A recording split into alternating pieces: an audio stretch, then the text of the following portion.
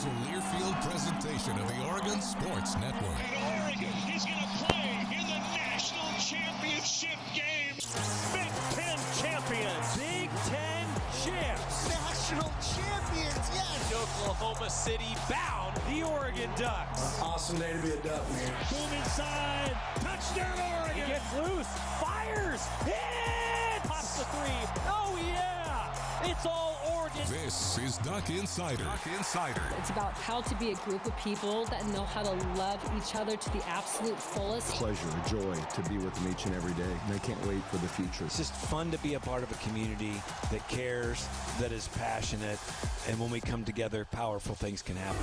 This is Duck Insider on the Oregon Sports Network from Learfield, presented by OnPoint Community Credit Union. People are the point. Now let's go live to the Country Financial Studio to talk Oregon Duck athletics. Practice continues as the Ducks get ready to take on the Badgers on Saturday at 4 o'clock. It's televised on Fox Sports 1, a 2 o'clock pregame show for us across the Oregon Sports Network. Speaking of across the Oregon Sports Network, tonight we will host the Oregon Football Coaches Show with head coach Dan Lanning and senior running back Noah Whittington joining us in the Country Financial Studio tonight.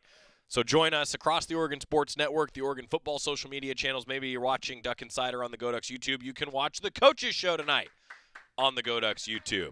We're going to hear from Dylan Williams today. Also, Dusty Harrah will join us, and Tracy Joyner, head coach Oregon Soccer, some Oregon football student athletes getting into women's basketball as the season approaches. Men's basketball, we're going to hear from Dana Altman tomorrow on the show as the Ducks get ready to host Utah. That's right, Utah in town for an exhibition coming up on Friday at 7 o'clock at Matthew Knight Arena.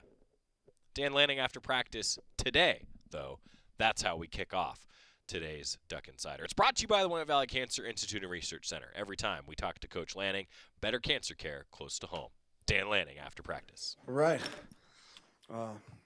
Good opportunity to attack today, right? They do some challenging stuff on third down. It's good to be able to expose our guys to some of that, but ready to open it up. How do you feel about speaking of third down, the third and fourth down, the short yardage run defense, and how it's been performing and anything that you can do to correct it? I think it's one of the hardest things in football is to stop people when it's 3rd and 1, 4th and 1. So more importantly, avoid getting there, right? But it's a challenge, and it's something we'll always attack and work to improve. We like 4th and 10 a lot better. I wanted to get your opinion on just Dylan Williams and his progression, both coming back from injury, but then also what you saw from him last game.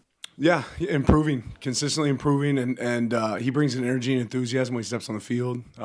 He wants to do right and works really hard to do right for his team, so I think he's going to be a really good player here. Heard a little bit from Jordan about his and Deere's relationship yesterday. Just how do you see that relationship on the field? And what did he say? He just said he was they were picking whose film to watch, and he picked his film, and then they really love blocking for each other. Yeah, that's all. It seems like they really like each other on the field. It seems like they got an awesome relationship, which is huge. Coach, can you sort of break down a little bit of how important Noah has been both on the field and in the locker room as sort of a veteran glue guy, especially with so much transition this year on offense? Yeah, I mean, he's an unbelievable leader. I think I said that before. If I haven't, I certainly should have. He, his play is one thing, but you can separate that from what kind of leader he is. If he ever wants to be, he'd make an unbelievable coach someday. Always has the right demeanor when he steps on the field, plays with a level of toughness. Just a really impressive young man.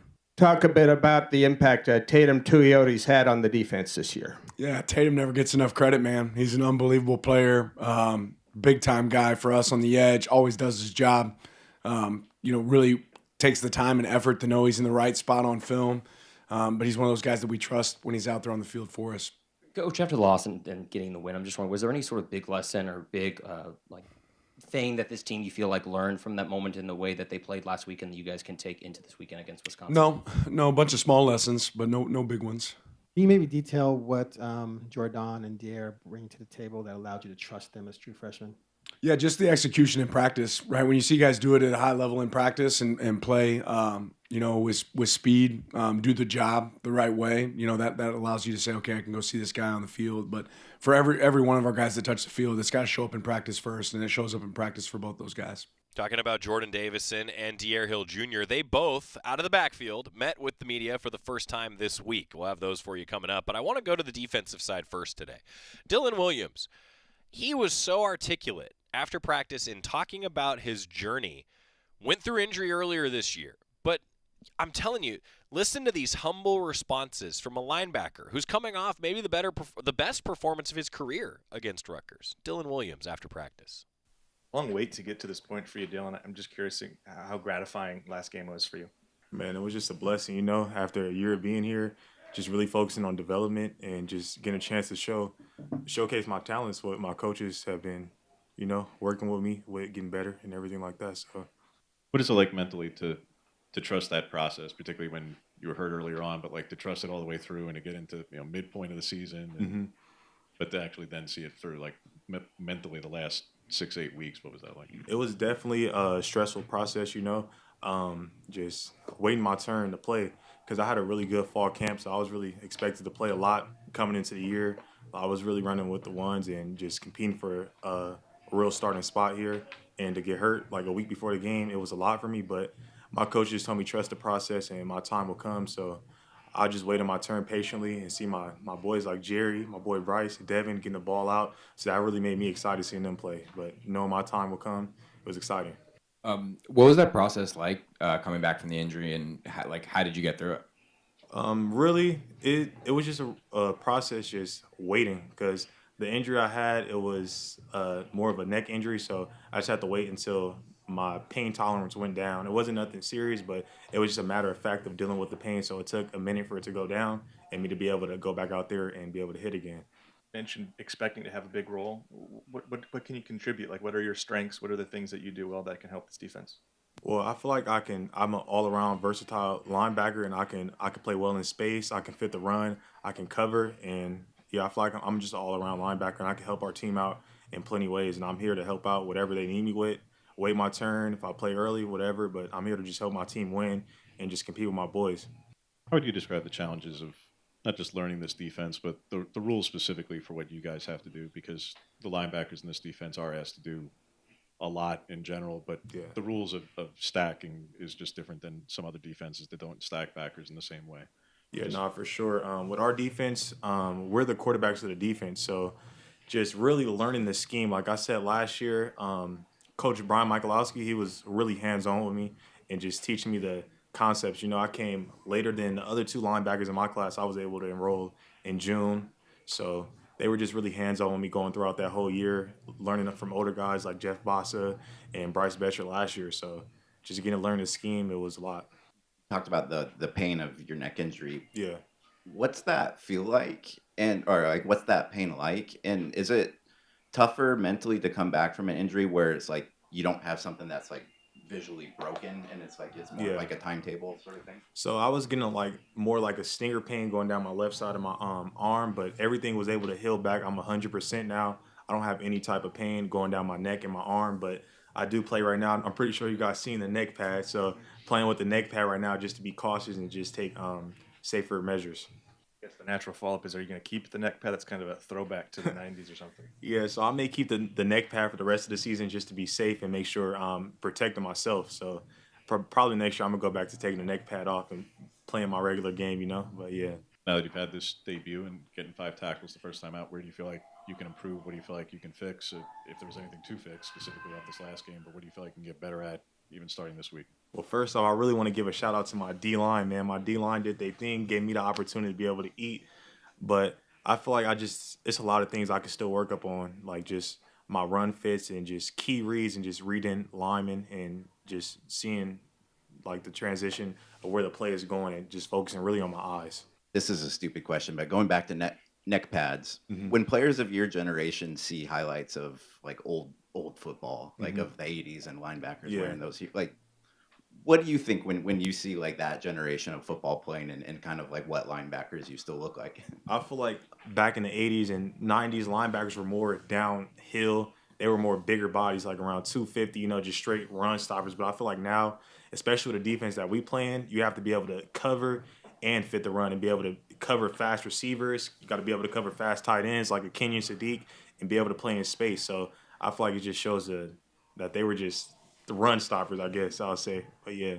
When you all talk about upholding your own standards in particular as a team, but as a defense, how hard is that as a player, not just in that perspective, but when an opponent is struggling, when an opponent's having a hard time offensively, how hard is that to focus on your own standard versus looking at an opponent and whatever they may be experiencing? I feel like it's really not that hard for us because Coach Tosh, he preaches it a lot. We're going to play to our standard regardless of who we're playing. At the end of the day, we're going to play our standard of football. We're going to knock out the run and just play defense. You mentioned that the linebackers are like the quarterback of the defense, so you guys got to come into the game with a level of energy, right? You got to bring it for the rest of the team. So just wondering, with Saturday's theme being the Grateful Ducks, just wondering if you've thrown any Grateful Dead music into your playlist, and also what are your thoughts about the uniforms that you guys will be paying homage to as well?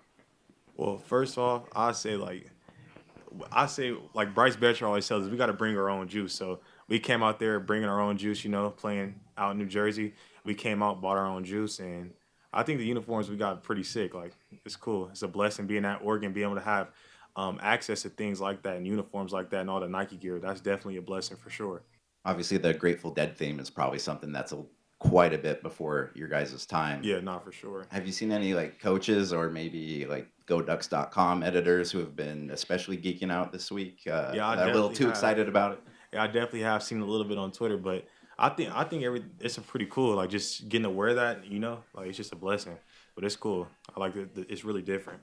Yeah, it is different. I mean, this is what Oregon does, right? That's Dylan Williams meeting with the media. And how about the humbleness of his answers about waiting his turn, learning from his teammates, supporting his teammates when he's hurt. I just thought that was impressive to hear that from Dylan Williams, inside linebacker, who I think is going to play a lot more for the Ducks over the course of his career. You heard Coach Lanning say he thinks he's going to be a really good player for Oregon moving forward. It is match day for Oregon volleyball. The Ducks are on the road tonight, taking on UCLA. Best of luck in a Big Ten matchup for Trent Kirsten's squad at 7 o'clock in Los Angeles. The Ducks will be on Big Ten Network tonight. You'll be able to watch at 7 o'clock from L.A. Oregon volleyball match day. Timeout. When we come back, Dusty Harrah with us. Tie-dye? Back after this on the Oregon Sports Network from Learfield. As a local community credit union founded by teachers, OnPoint is committed to supporting the students and faculty at the University of Oregon. And on game day, we're right there with you, on the field, in the bleachers, and in the classrooms. Drop by one of your local branches today and discover the many ways OnPoint can help support your financial well-being. OnPoint Community Credit Union. People are the point. Federally insured by NCUA. Equal housing opportunity. We know you turn to the Duck Store for all your game day needs. And for students at the University of Oregon, it's even more. Class supplies, jobs, a seat on our board, a place to take a quick coffee break. Because we're your student-first, non-profit college store, every purchase you make directly supports the very community we serve. From working in our counters to studying in the classroom, from directing our stores to cheering in the stands, the people we serve, the students, are the very people who are the Duck Store. Your daily dose of Oregon athletics. This is Duck Insider from Learfield.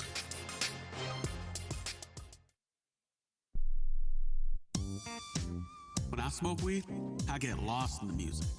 I like to isolate each instrument. The rhythmic bass, the harmonies on the piano, the sticky melody. Hey, careful, babe. There's someone crossing the street. Sorry, I didn't see him there. If you feel different, you drive different. Don't drive high. It's dangerous and illegal everywhere. A message from NHTSA and the Ad Council. Hey, Dad, how do airplanes fly?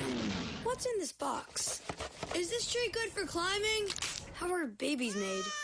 What does this thing do?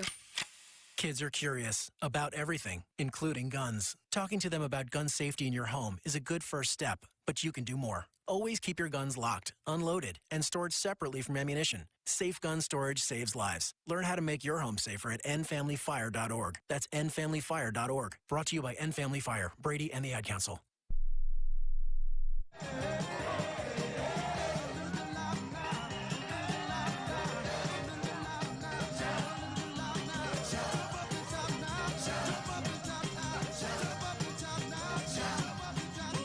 I wonder what Dead & Co.'s cover of Shout would sound like. Could you imagine a Grateful Dead version of Otis Day, The Nights, and Shout?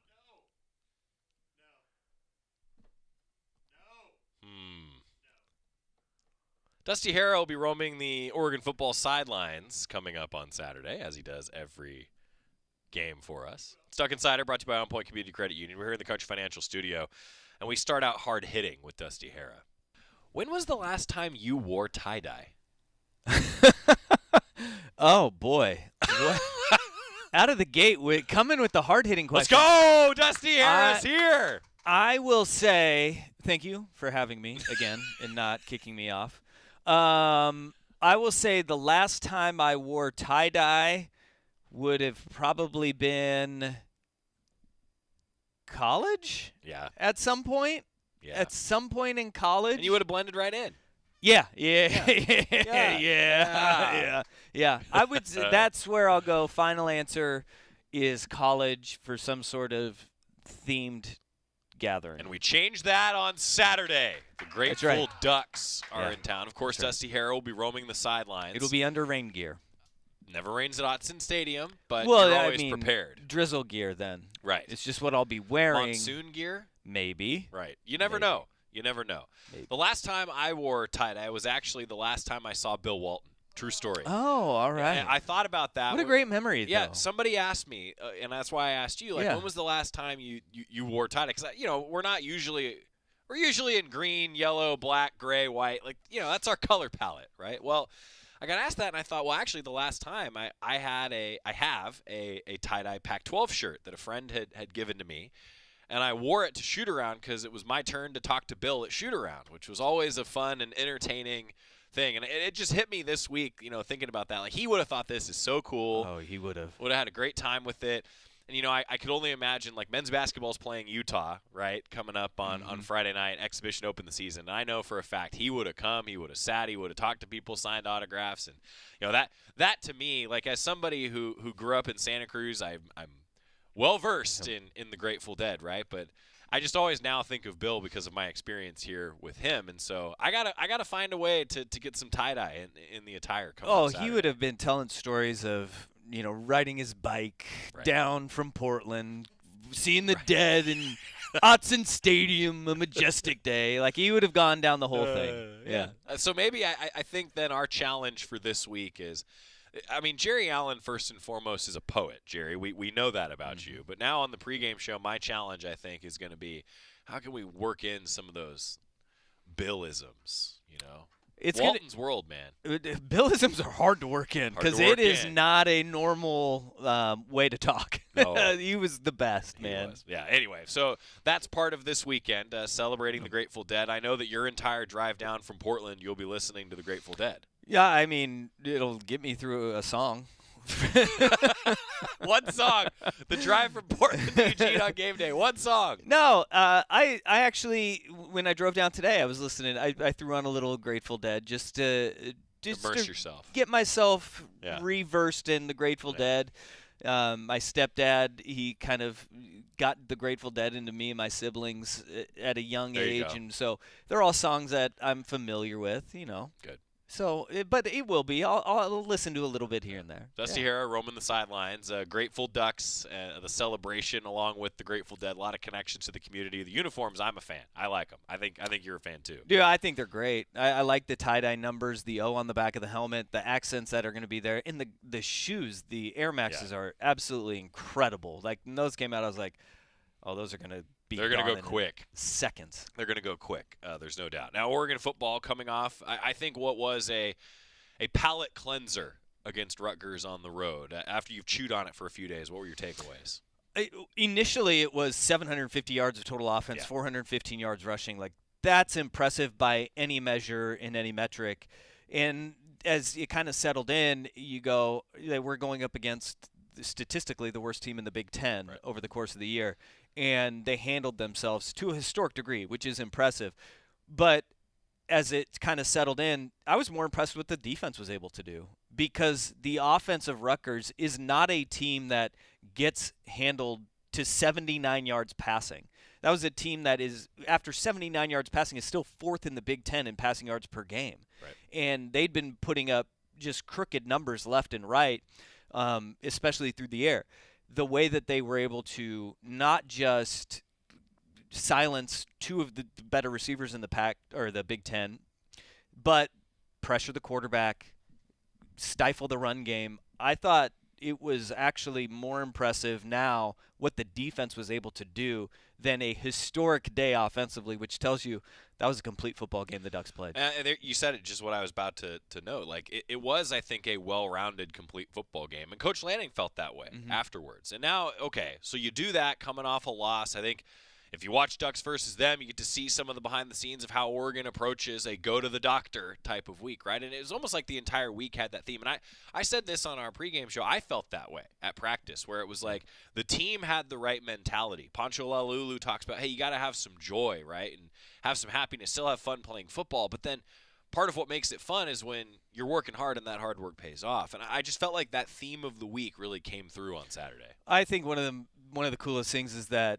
Coach Lanning always talks about growth and the growth mindset.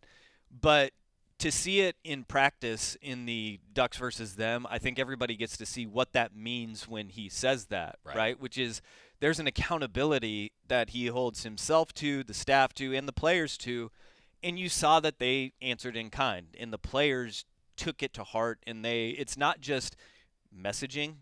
It's actually a DNA trait, as he likes to call it, of that is who this program is and what they want to be, is a program that's always growing and always answering the really tough questions. And there's a lot of tough questions coming out of Indiana, and we've seen how many teams this year suffer a loss and not respond the way that Oregon did, because that was emphatic the way they did on Saturday in New Jersey. And I like the fact, I mean, we talked about it for one, but then two, the coach said it to the team, right? Like, hey, one loss doesn't define you, and it can't define you, because if it does, then things can snowball, right? And you talk about that now and how you kind of build on it moving forward. I mean, this is a Wisconsin team that's got nothing to lose coming into Autzen Stadium. Have not scored a point in a couple weeks, right? Like, to me, that's a wounded dog, right? You can't take them for granted either. But so was Rutgers too. Right.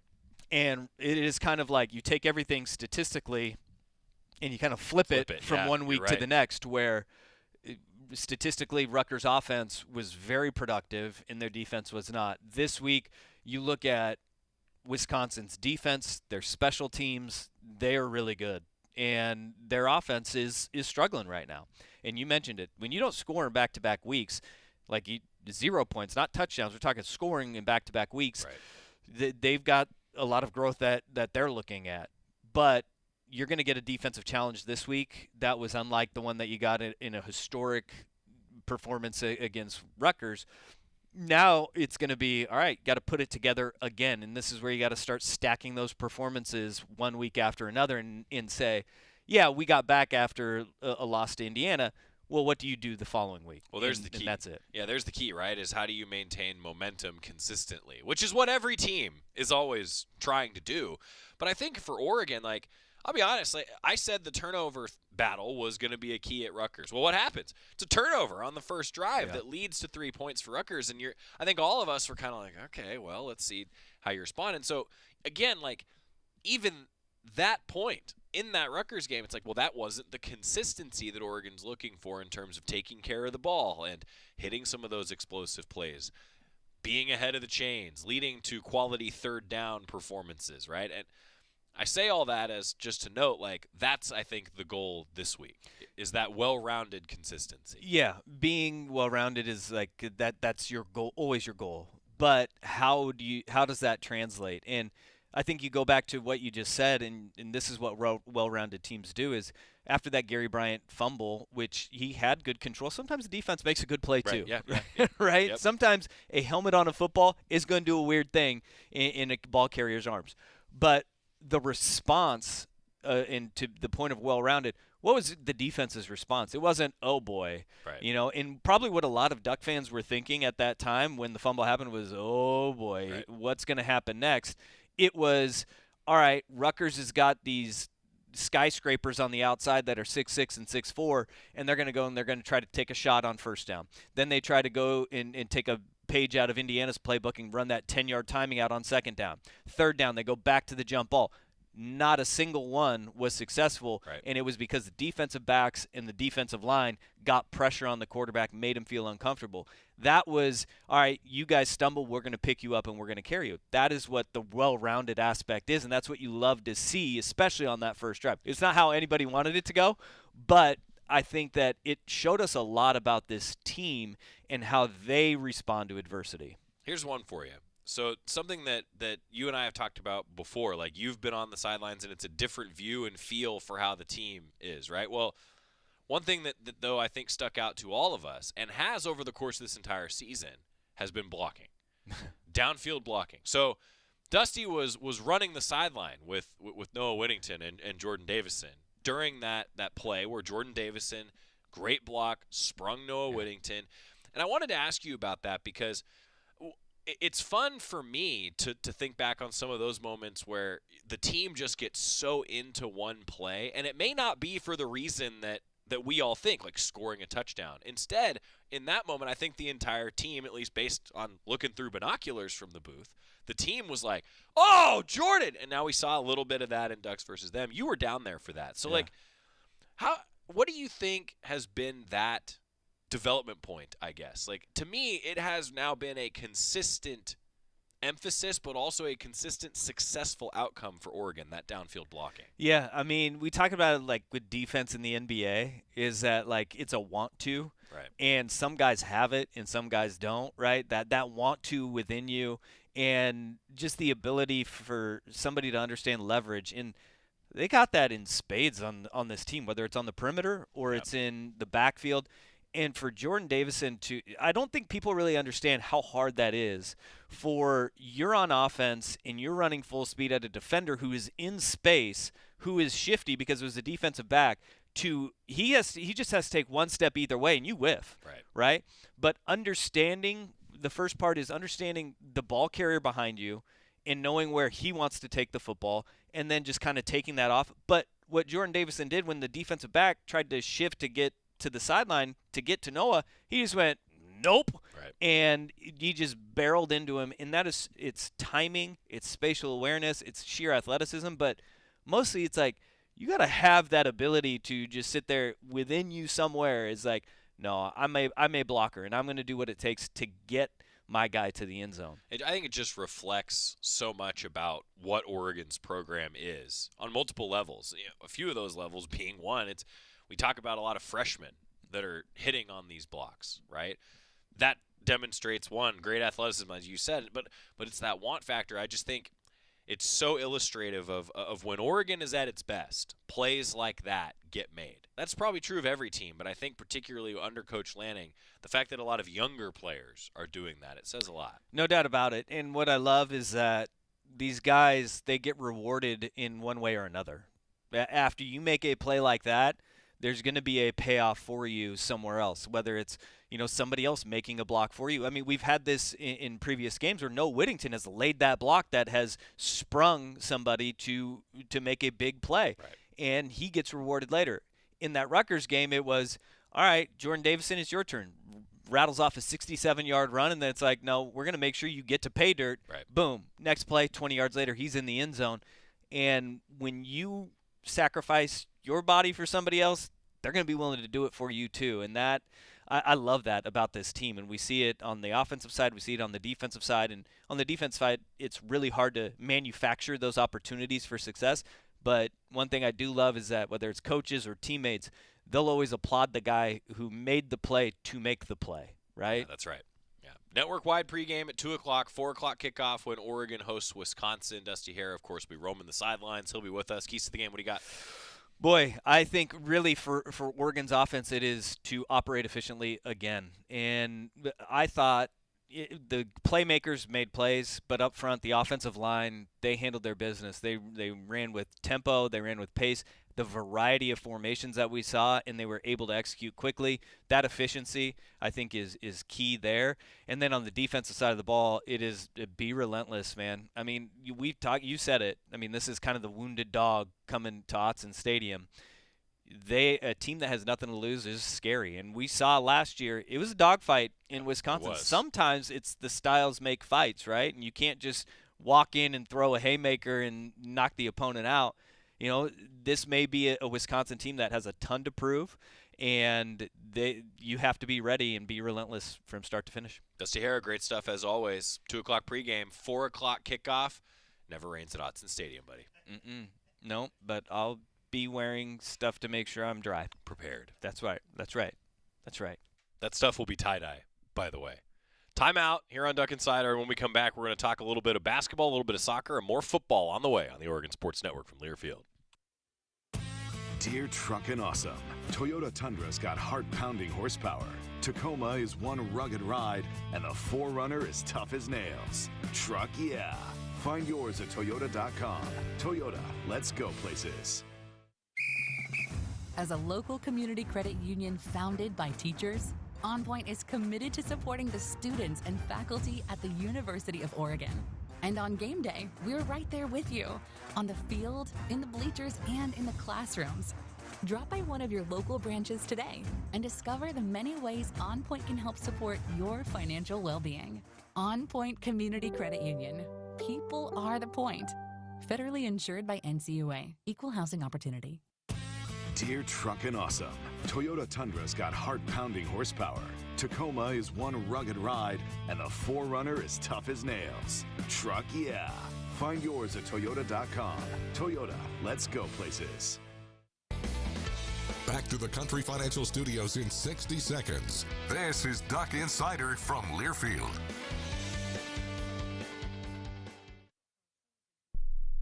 You wanted to be cool, which led you to smoking, which led to a pack a day. Then you met that special someone, which led to starting a life with them, which led to wanting to live longer, which led to quitting.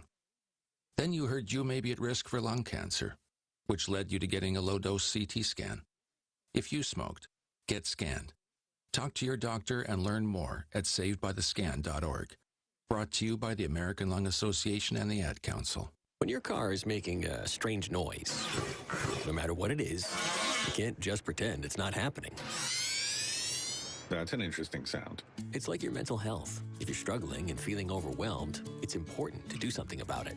It can be as simple as talking to someone or just taking a deep, calming breath to ground yourself. Because once you start to address the problem, you can go so much further. The Huntsman Mental Health Institute and the Ad Council have resources available for you at loveyourmindtoday.org.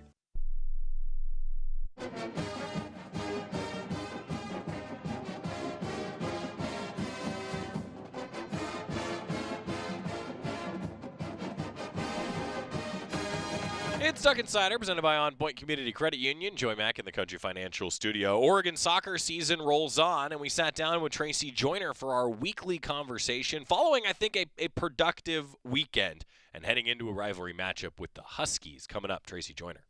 Time to talk a little bit of soccer. Head coach Tracy Joyner is with us. The long walk.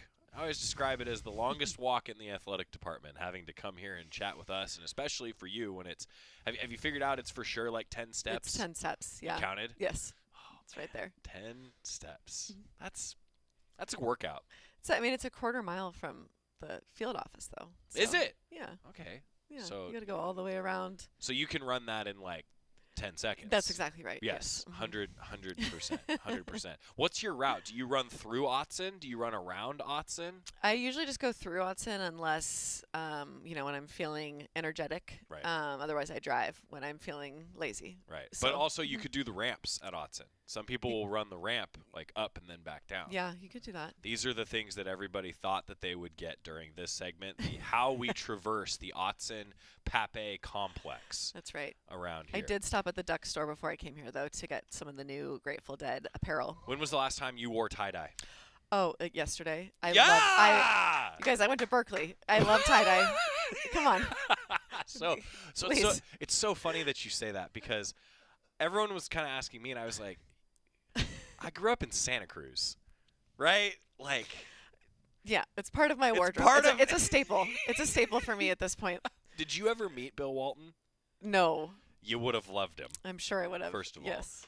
But I was just having this conversation with somebody else that was the last time I think I wore a tie-dye shirt. It was actually the last time I talked to him. And it was for him. I was like, Bill, I'm talking to you today. Like, obviously, right? So you're excited about Grateful Ducks then? Oh, yes. Okay. I've been waiting for this for months as soon as they said it was happening. All right. Oh, yeah. Oh, yeah. Fired up. Love me some tie-dye. Okay, good. Now, the things that we learned. See, this is really what Duck Insider is for. You find out the inside information. Well, Coach, review the weekend for us. So what did you take away for your squad? I mean, again, I mean this in a positive way. Like, at least we're consistent. You know, missed some really good opportunities again, but again, was really, really strong defensively and held the number 15 team in the country to a 1-0 game. And, you know, again, had some great opportunities to get a different result on Sunday, but walked away from, you know, the game with another point and just keep, you know, trucking along.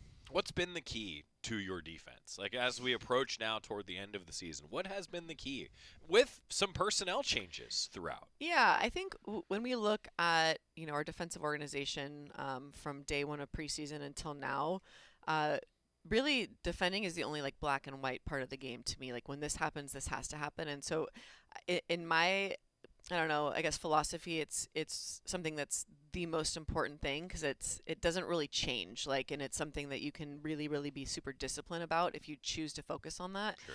I think a lot of coaches really enjoy coaching the offensive side of the game, so they don't necessarily focus on that.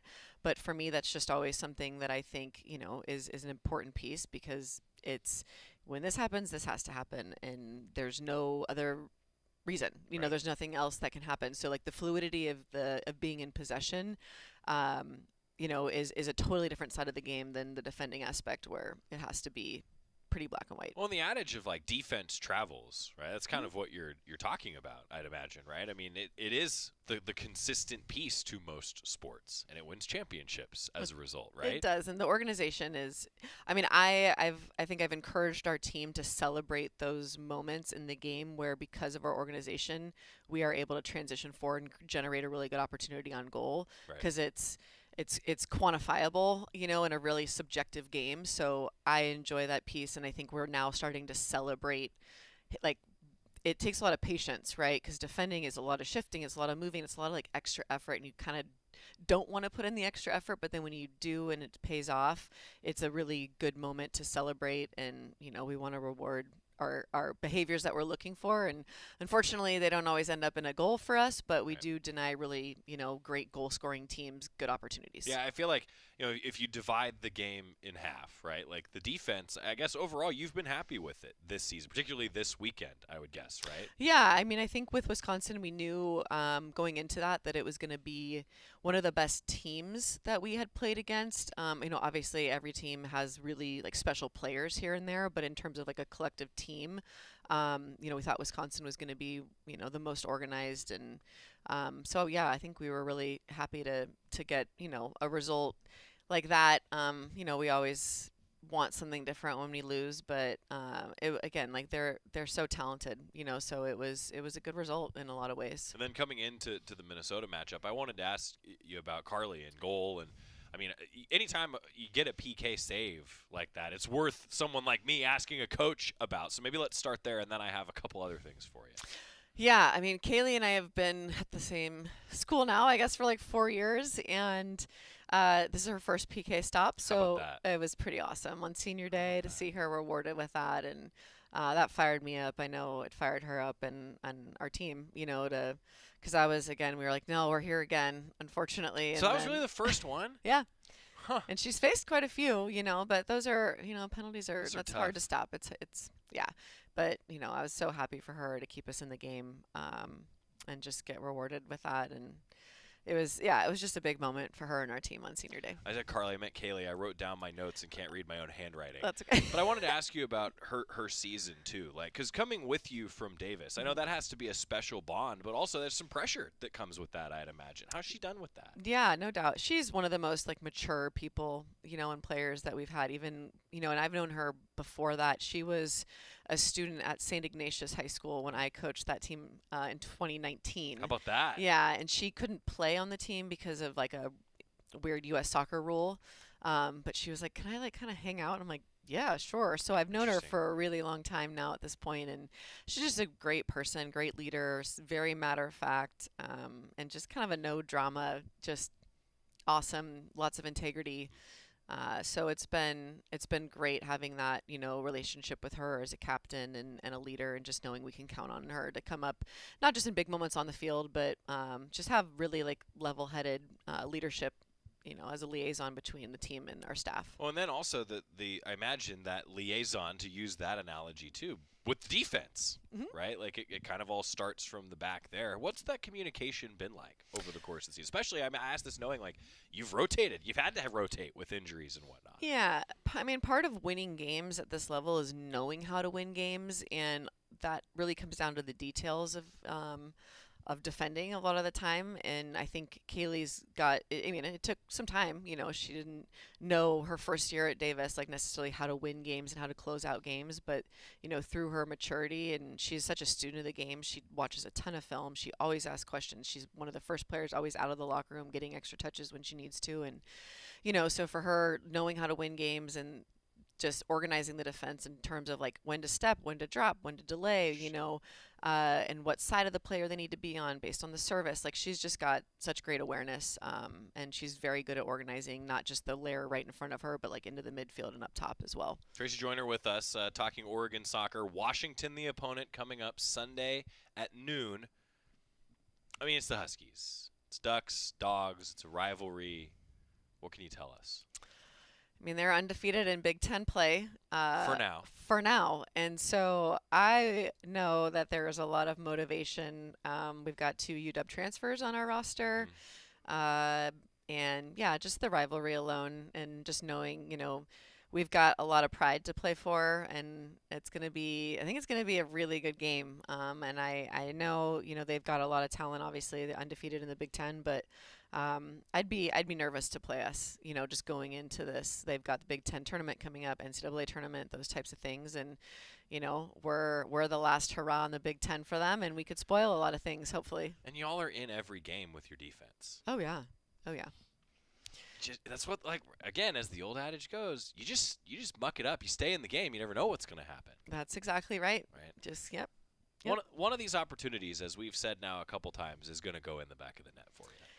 I hope so. And we've watched, again, so much film and done so much just extra work showing our attacking players, just different decisions technically, that they needed to make in those key moments. And, you just hope that some of those synapses start firing in the right moments, and that they're able to, recognize situations that we put them in at training that now translate to the actual in-game moments. And hopefully they capitalize. And if they continue to believe, and also, going into this game, I don't want to say like we don't have anything to lose, but you have an ability to play a little bit more free, and hopefully we don't overthink, different moments and aren't able to perform. So I think we're in a great spot. We had a great training this morning, really good vibes, good energy, and yeah, we're excited about it. Noon start on Sunday. It's on Big Plus and KWVA at Pat Bay Field. Hope to see all of you right here in Eugene at Pat Bay Field. And now we know that it is exactly a quarter mile from the studio to the offices at Pat Bay Field. Now, no word if you go around Autzen. Is that like 0.3 miles maybe? Probably something like that. It adds a few extra. Yeah. Got it. Coach, thanks for being here. Thanks much. Tracy Joyner, Oregon soccer head coach, taking on the Huskies this week. Timeout. We're going to come back, and how about get you ready for women's basketball season on the Oregon Sports Network from Learfield. As a local community credit union founded by teachers, OnPoint is committed to supporting the students and faculty at the University of Oregon. And on game day, we're right there with you, on the field, in the bleachers, and in the classrooms. Drop by one of your local branches today and discover the many ways OnPoint can help support your financial well-being. OnPoint Community Credit Union. People are the point. Federally insured by NCUA. Equal housing opportunity. When life blindsides you with an injury, you need a team that's tough. For over 30 years, Morgan & Morgan has been fighting for the people. This season, we're proud to partner with Oregon Athletics. Because whether it's on the field or in the courtroom, we're both determined to do what it takes to win. Morgan & Morgan, proud partner of Oregon Athletics. Injured? Dial pound law. Morgan & Morgan, 10150 Southwest 6th Avenue, Portland. Prior results do not guarantee a similar outcome. You're listening to Duck Insider. Duck Insider on the Oregon Sports Network from Learfield. There's danger out there. It lurks on highways and quiet neighborhood streets. It's more likely to kill you than a shark, and more terrifying than the biggest snake. Distracted driving claims lives every day. Every notification, swipe, social post, video, or selfie while driving risks your life. So while you might think public speaking or the zombie apocalypse is scary, what's really terrifying and even deadly is distracted driving. Eyes forward, don't drive distracted. Brought to you by NHTSA and the Ad Council. We asked parents who adopted teens to share their journey. If you build a relationship, then it becomes easier. If you build trust, it becomes easier. As a parent, you want what's best for your child. To give them the love that a child needs is probably the best you can do for a teenager. Learn about adopting a teen from foster care. Visit adoptuskids.org to learn more. A message brought to you by Adopt US Kids, the U.S. Department of Health and Human Services, and the Ad Council. I'm coming home to the place that I remember, back to the land of my first love. Would you spread wide your arms for this wayward son? Duck Insider is presented by OnPoint Community Credit Union. Joey Mack here in the Country Financial Studio. With women's basketball season upcoming, we got a chance to talk a bit with Kelly Graves about the offseason, the season that's approaching, what he likes about his team. Head coach Kelly Graves. New faces, obviously. How is everyone gelling together so far? How do you feel about this group so far? So far, I really like what I see. Yeah, we have two freshmen, one of whom has yet to play because of some illness, but she'll be back soon, and the transfers are fitting in quite well. We got to start, though, at a higher plane, just simply because with 9 returners, we were able to kind of move through some things a little bit quicker than we normally would. But so far, I really like what I see. Great energy. They're very positive, and and they've been working really hard. Good group of returners. Does that impact your confidence for the season? Do you think the ceiling could be even higher this year? I think so. I think our returners have something to prove. A lot of them they were in smaller roles last year, and now we're asking them to step up. And I think they've really responded well to it. My office is up here, and I don't know how many times I've been either working early or working late, and the lights are on and kids are shooting. So it's great to see. I think they've really bought in. They're really excited about the new year, and so, like I said, I love the energy so far. We're just watching you guys a little bit. I mean, you guys are getting up and down. How do you feel like the tempo, the pace you're playing at right now? Love our pace. Unfortunately, with a faster pace comes more turnovers.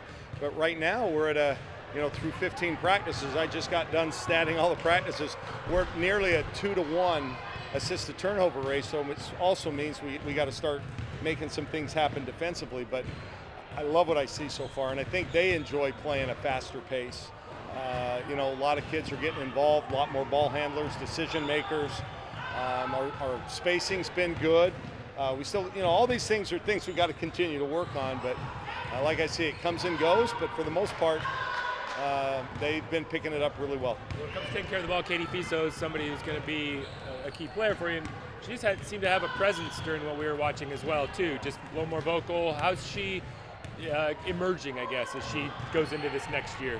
I've been really pleased. I think she's, I hate to put a lot of praise on her because I know she's very humble, and I think sometimes the pressure might get to her, but I think she looks great. And you see her, she's the heart and soul out there. We have these catapult systems, so we're monitoring their heart rate, how many steps they take, how many decelerations, accelerations, all this data. She's off the chart. She's going about a mile or a mile and a half more every day than anybody else we have.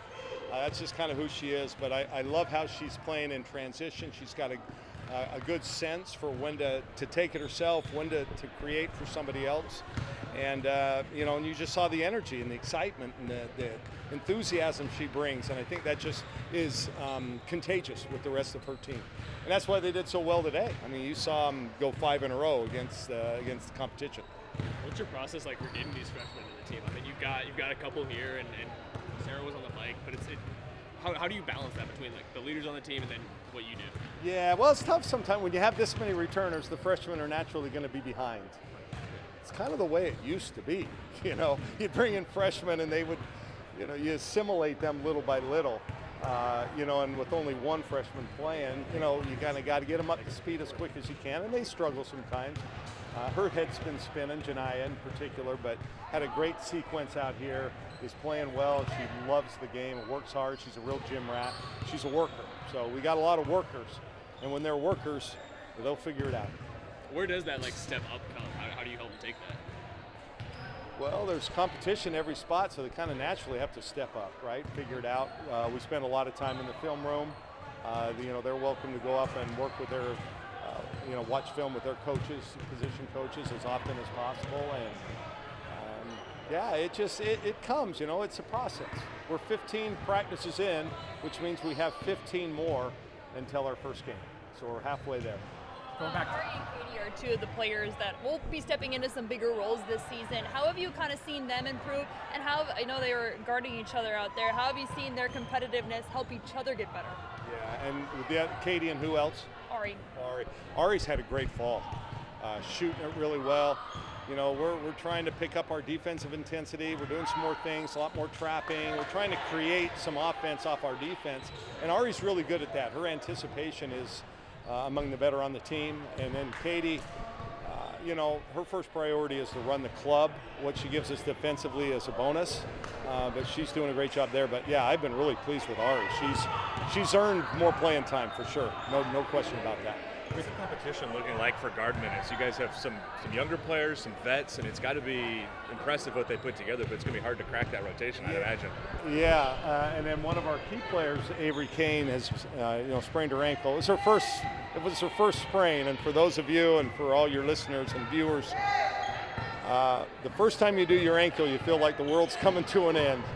And, you do it so often that it gets easier after that. But, she'll be out, I think, for another day or so. But she's played really well. Yeah, we have great depth there. So you figure at the point guard, we've got, Katie Fiso, Lisa Mevius, and Estera Tuhina, who the transfer in from Washington State. So we're in great hands there. 3 very capable point guards. And then our scoring guard, Sophia Bell's had maybe the best fall of anybody we've had. Ari Long, you've got Avery Kane, Janiyah Williams. We have a lot of options in the backcourt. Even Mia Jacobs, who has been perhaps our second most consistent player through the fall. She can play a little bit of 3 as well as 4. So a lot of options. It's really good. You love to hear that there's a lot of options. Head coach Kelly Graves talking Oregon women's basketball as the season approaches.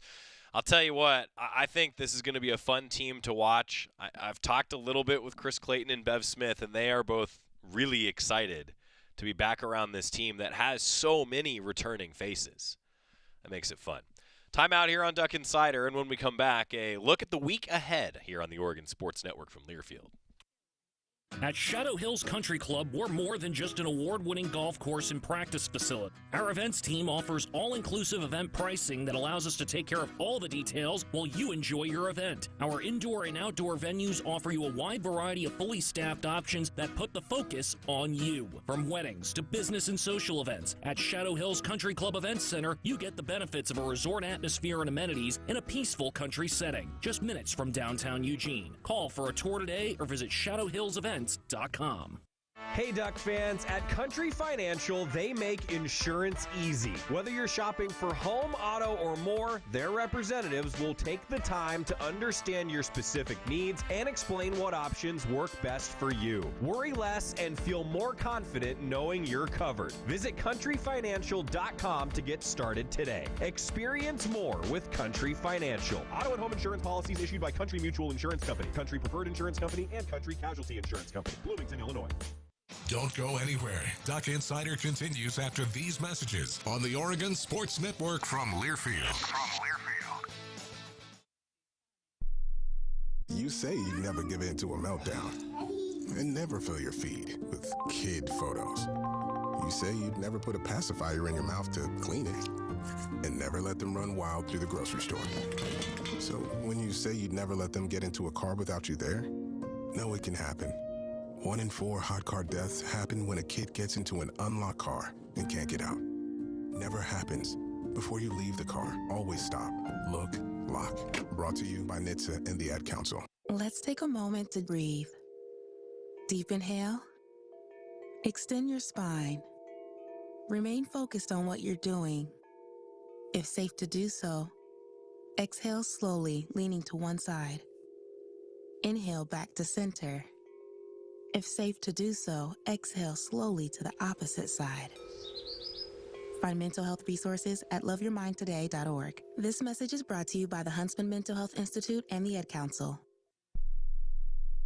You know you make me wanna kick my heels up and throw my hands up and throw my head back and come on now, so good to see you real. Stuck Insider, presented by OnPoint Community Credit Union. Joey Mack here with you in the Country Financial Studio. Oregon women's basketball season approaching. You heard from Kelly Graves. They're going to do a big media day coming up. We'll have those interviews for you spread out over the next week or so. But also Oregon men's basketball taking on Utah. A Utah team that has a 15-player roster. 12 of them are new to the University of Utah, a first-year head coach. So familiar opponent, not very many familiar faces for those of us that remember those matchups in the Pac-12 between Oregon and Utah. And similarly, honestly, for Oregon men's basketball, Jackson Shellstad's been banged up. You heard Coach Altman say that, and he announced it before the media days around the Big Ten. So that puts a little pressure on the Chinese player in Wei Lin, who's come in after playing some professional ball in China. And now TK Simpkins, he goes by TK, on the roster officially is Takai Simpkins. But TK Simpkins coming in from Elon, where he averaged at one point over 16 points a game. So you got a couple options without Jackson Shellstad. And then I think that Oregon this year will be such a great example of what it's like to have, forgive the pun, but I'm hoping this takes off, some tall furs around the team. I mean, Nate Biddle is back. A couple players that have come in from international experience, playing international basketball. Keep your eye on, he goes by Ezekiel, officially on the roster as Ege, but Ezekiel Demir. Keep your eye on him. He is a physical presence that I think can give the Ducks a lot of what Supreme Cook did last year. And Supreme Cook was a little banged up last season. But that physicality inside could be a really, really big deal. Also, keep an eye on KJ Evans. Kwame Evans Jr. might be the X factor to the season. And then Sean Stewart transferring in. There are 4 McDonald's All-Americans on this team. Could be pretty good. Oregon men's basketball, we'll hear a little bit from Dana Altman tomorrow. I was just texting with Luke Jackson. He's at practice right now. Yeah, the season's coming quick. Tomorrow. See you then. Teresa Barber. I was in the United States Navy and I served overseas in the Middle East and Africa. Early on in my career, I had a commander that taught our suicide prevention training, and the very next day he took his own life.